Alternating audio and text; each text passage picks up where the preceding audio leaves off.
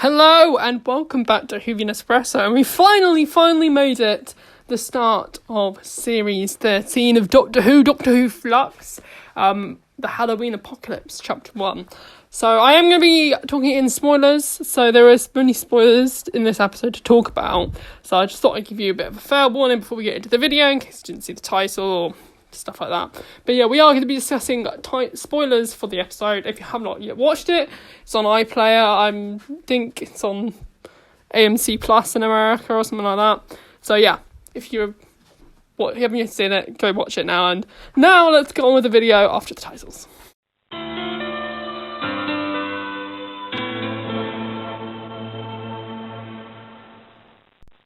So, first off, we have the pre-credit sequence, which I thought was a really fun pre-credit sequence. I mean, when in Series 11, when we had no pre-credit sequences, and then Series 12, we got some, and I do hope we get one for it. I mean, I liked having them not there for a while, but now I'm starting to miss them. So it's nice to have them back again here for episode 1. I really got this great vibe off of the Doctor and Yaz, and this has such great chemistry. And I mean, I have always kind of been a Tasman shipper, but in this episode, like, they took it to another level. I mean, the way they were, like, communicating with each other really got across the fact they were kind of like an old married couple, which I really loved. I loved that vibe. It kind of felt like if, like, the Doctor and Rose had continued into, like, their 40s, it would have been like how they would have bounced off each other as well. So it's nice to have that, and it's kind of, I really feel like Yaz's character has really grown in this episode, like, a lot. Like, I could see her starting to grow across Series 12, but we get a couple of scenes in between this and meeting actual Dan.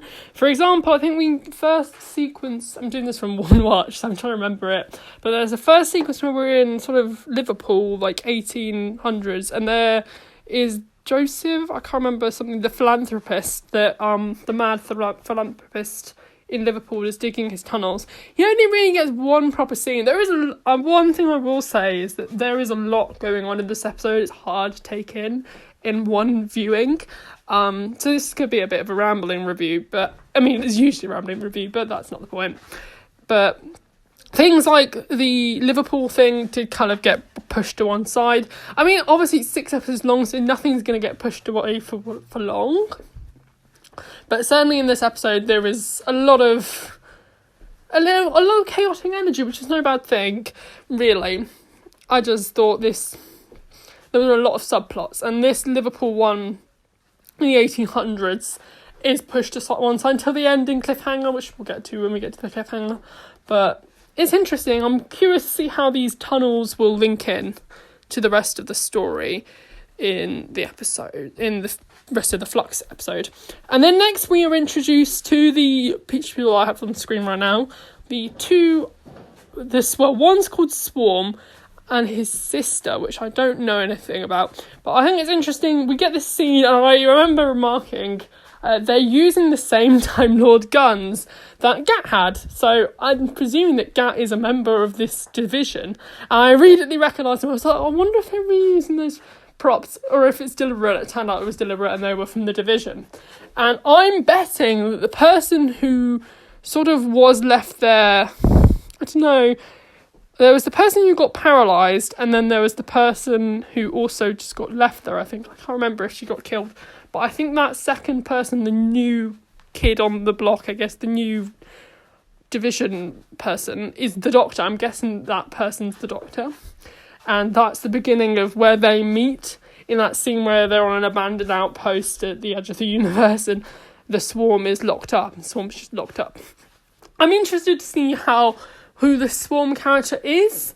Part of me thinks that they, as I mentioned in my trailer review, I've seen a lot of people say it since, is that they are the Doctor's parents. I do think there's a chance that that's possible, but part of me also thinks maybe they're some kind of, like, I don't know, we'll see. But there's an interesting vibe. I think they power that they have when they can touch people and they'll, like, dissolve was a really interesting, like, quite a scary way to dissolve people. I mean, I watched it just before I watched Amy's Choice, and they also have that sort of disintegrating vibe, and there's something quite sinister about watching someone disintegrate into sort of ash and blows away, isn't it? But also it kind of looks like the swarm thing, the Flux, which is coming and devouring all the planets. So I'm wondering if they've caused the Flux, perhaps, as well. Either way, they were both quite interesting. The sister one, who everyone was theorising that she was the therapist for Dan, including myself, but is actually just one of the Swarm's sister. So I'm curious to see what Swarm's sister will have to play, what role she'll have to play in this, and why they kidnapped, was it Diane at the end of the episode as well? Which, I mean, I'm interested to see where that goes, because they're sort of trying to build up a relationship between Dan and Diane as well. So I'm curious I think that definitely adds to the stakes for her character as well, because obviously when we're introduced to Dan, we really care about him as well. But talking of Dan, so next we are introduced to Dan, and he's clearly got a passion for history, which I really love. I do take history A level, so I'm also quite invested in history as well. So I can understand his passion, and the way he talks about it is quite moving, actually, saying, oh, no other city's got any kind of history except for Liverpool. And he clearly loves his city as well. Obviously supports Liverpool football, which I don't know anything about, but that's nice, I guess. But he just seems like such a nice guy. I mean, he's working the food bank, and even though he hasn't got much himself, which makes him seem really selfless as well, which I really like as a companion trait. He really feels like someone the Doctor would really gravitate to as well, which I think is quite unique for a character. I mean, we've had Bradley Walsh and Tosin Cole, and we didn't really get their characters. I mean, they got set up a bit. I mean, Yaz got set up as the police officer, and Ryan and Graham were just sort of introduced, so we didn't really learn much about their backgrounds and where they've come from. So it's nice to sort of like get that in-depth character building with Dan, which I think really helps us to connect to his character, which I don't think we were necessarily able to with the original fam at first. So I think the way that Chris Chibnall has been building up these companions, and particularly the way we've built on Yaz as well as time's gone on, has really, really improved, and makes for Dan to be one of the most likeable companions, I think, since Bill Potts. Well, Bill Potts is kind of the exception, because I really liked Bill Potts, but before that, I think he's probably the most likeable companion since Donna, to be honest. And he has that Donna vibe. He's so humorous, he's so funny. The way he reacts to Karvinista when he gets kidnapped, oh, it's just priceless. I loved it. The way he wiggled Karvinista's nose, and I just loved him so much. I genuinely think he's definitely going to be up there at the end of the series. It's one of my favourite companions, and definitely my favourite companion that Chris Chibnall has written after just one episode as well. He's just so much fun, and I can't wait to see what he brings to the table in the upcoming episodes as well. We haven't really had time to have him chat much with the Doctor, actually. Something I noticed is that throughout the episode, Yaz is very much answering all the questions, which kind of makes Yaz the pseudo-Doctor of this story, because obviously the Doctor is distracted with all these visions and all this stuff with the Flux and Karvinista as well. So in a way, Yaz is the Doctor in this episode.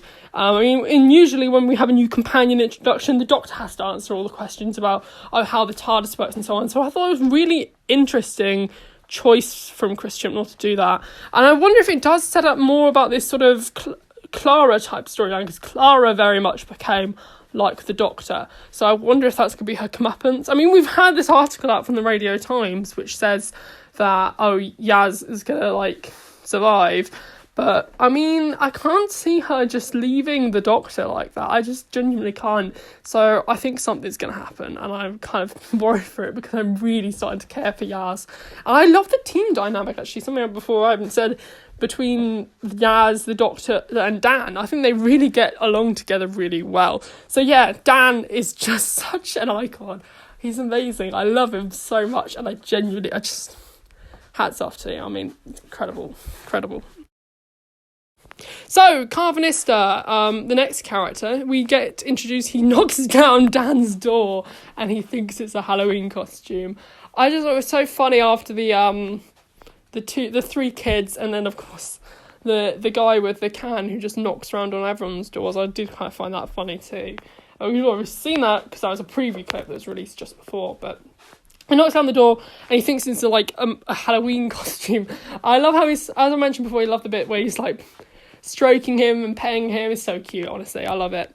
But Calvinista is sort of grumpy, he gives a nice grumpy vibe, and I kind of think that's funny because he thinks the humans are. I like this sort of. He kind of gives me Strax vibes, actually. Like he feels a duty to help like humanity, but he doesn't enjoy doing it. He thinks of putting humans in cages and say, oh well, at least there are some great one-liners from here. It's like, at least animals know when to be quiet instead targeted it down, which I just thought was so funny. But yeah, he was great. The practical effects were great. I really hope we get to see a bit more of him as the series progresses as well. Next, we get introduced to this ominous sort of woman. I can't remember her name now, but she gets sent back in time by a weeping angel, which I thought the weeping angels were used quite sparingly in this episode. I was expecting a little bit more weeping angel action, but I kind of love the idea that all around the universe, the aliens are amassing around this sort of flux thing. Kind of gives me the sort of Pandorica Opens vibe, where all the aliens are closing in, and of course you've got the weeping angels appearing, and I think they were used sparingly but effectively in this episode. And I like the fact that the character herself, she knew the Doctor before, but the Doctor didn't know her, which gave me like River Song vibes. It's like, oh my god, it's like the new River Song. It's ironic because everyone's saying Vinda should be the new River Song, but here we've got this sort of vibe where she gets taken back in time by the weeping angel. I love the intensity of the sequence where she's trying to open her door, but she has to keep looking at the weeping angel, and the way it keeps cutting from the key to her eyes, and then eventually she gets the door open, but she blinks, and the weeping angel takes her back in time. I'm curious to see where she goes. I would be maybe saying into the 1940s episode that I theorised, the 1940s, 50s or 60s one, which I didn't know the time period really for. I'm leaning more towards more 60s, actually, because of some of the promo pictures that we got of the cast later on. I reckon that'll be episode 4, written by Maxine Alderton, and that'll have all the weeping angels in it as well. Next week, I think it's definitely going to be the focus on the Taurens, which we'll get onto in a minute. But she was quite interesting. I just like this sort of confrontation where she's like, you haven't met me yet. Sally Sparrow as well comes to mind. As well, so I don't know, it's quite nice. I mean, you could maybe say, oh, maybe it's a bit derivative, but I think it feels quite fresh because we haven't had something like it for a while. Like, we haven't had River Song for ages, and before then it was Sally Sparrow, so it does feel quite fresh still. So we get Vinda, who again is quite sparingly used in this episode. I can't tell if I'm just picking this up because on Twitter, as people said, Outpost Rose, but I didn't actually pick that up in the episode. So if it is Outpost Rose, that's a nice little reference to, obviously, Rose. I mean, I know people are going to be saying, oh, what if Rose is coming back? I don't think she is. I didn't think Captain Jet was coming back, though, so take that with a grain of salt. You never know. It probably won't, though. If it is a reference, nice reference. But either way, I thought it was quite interesting how he's got this sort of confined space. A lot of people say, oh, he's sort of like his prisoner. I mean, he does have a prisoner vibe, like the Jadoon markings and stuff, I suppose. Maybe he has been sent there as a prisoner, but he gave me more, like, worker vibes. Part of me thinks he's a sort of member for the division that been sort of abandoned and forgotten about all this time. So maybe that's what it is. But then he catches the Flux, he sees it before him. So I'm curious to see, we haven't met the Doctor yet, but from the character we got, he was quite a nice little character. I can't wait to see him meet the Doctor as well. I think this will be an interesting meeting as well. He appears to be in episode 2 as well, according to the cast list, so maybe he'll have a bigger role there. I don't know, we'll see. Maybe he plays more into the Taurens in the story, or maybe he plays more, because we see him later in that room in the trailer with the sort of 6 ghost type things. So maybe he plays more into the story with Swarm and his sister. We'll see. Time will tell. Time will tell. Jacob Anderson is great, though, with the small time he's given. But yeah, I really liked his performance. The Taurens, although used sparingly, are in this episode. The design is so very nice. I liked it. I think we got to see a bit of Stan Starkey there. I think he looks so strange in the new makeup. I'm so used to seeing him in the RTD sort of kind of makeup, so it's strange to see him like that. I almost didn't recognise him. But I thought it was funny, the ending shot is of the commander going Santa with his cane. I loved that the shake as well when that happened. I thought that was a really great shot. They're very interesting. I think they're both good Sontaran actors. They've sort of got this sort of, I know a lot of people are saying, well, are they going to take the Sontarans too seriously, or are they going to take them too comedically? And actually, I thought they struck the balance really bang on with this characterization. They're obviously talking about waging war, but there's a moment like one is very excited, which kind of gave me extreme sort of very British Sontarans, which kind of made me really chuckle a bit because it just sounded so funny. But yeah, I think they're walking the fine line between a serious and comedic sort of commentary on sort of war-obsessed generals as well. So that's interesting to see as well. So, my overall thoughts on the Halloween apocalypse. I mean, really, I think the main thing that strikes me about this episode, there isn't much plot, but it doesn't matter. That's the thing. The plot is sort of it's like a thread throughout the episode. It's like they've got a load of different materials, and each one represents a different character and subplot, and it's sewn together by the TARDIS sort of visiting through it. It's a very sort of, I know, like, the Criminal era has visited, like, other countries, and it's added a sense of scale across the world, usually. This is across the universe, and so it's just as effective in this episode, on a universal scale, as it is in the sort of episodes like Praxis, where it's across the world. I mean, I thought Praxis was pretty medium, but I've grown to like Praxis a lot since, but I think that is something that Christian Muller has consistently done well, is handling stories of scale. And this episode did give me a sort of stolen Earth vibe, like the Earth is going to disappear. It gave me that kind of excitement overall, and that is really quite important. Like, it got me excited for Doctor Who in a way that I haven't been excited for Doctor Who probably for a long time. Like, I mean, I always get excited about Doctor Who, don't get me wrong, but it just gave me that epic finale vibe, and I think Christian was like, we're going for a finale at the opening, and Moffat also said it was Series 9. I don't think Moffat achieved it like Christian Law did here. I think this is truly a finale scale episode. Unlike Magician's Apprentice, which is, while good, it doesn't have that epic finale, Stolen Earth vibe to it, which I think this episode really manages well. And obviously you've got the characters coming together, like in Stolen Earth, where we don't know these characters, but you get to know them, and they're really nice, likeable characters, and they're really well written. And I just love that because usually with Christian ensembles, we don't have 6 episodes with them. And so we're getting that really nice setup here in this episode. And this episode is very much a setup episode, but it does it really well, which I really, really makes me excited for the rest of the series. And I just can't wait to see what happens next. There's so many questions about the division, about the swarm, about Dan. Why is he so significant? Because he's saying, oh, he's so insignificant, but really I don't think he is. I think there's some hidden meaning as well. And obviously there's something to do with the swarm, maybe? We'll see. I mean, I just what a way to open a season. It really has kicked off the season like no other series. It's so hype-inducing. I just cannot wait for War of the Sontarans. So yeah, that is my review. I'm gonna give it an 8 out of 10. I think it's maybe reasonable to push it up to maybe an 8.5 out of 10, to be honest. But yeah, I really, really did enjoy it. Let me know your thoughts on the Halloween apocalypse. There will be spoilers in the comment section, but obviously you've been spoiled if you've been watching the videos at this point. But yeah, let me know your thoughts on it. Are you excited for next week? Try and keep it like constructive, and yeah, if you enjoyed this video and want to leave a like, subscribe down below, and have a good evening and happy Halloween.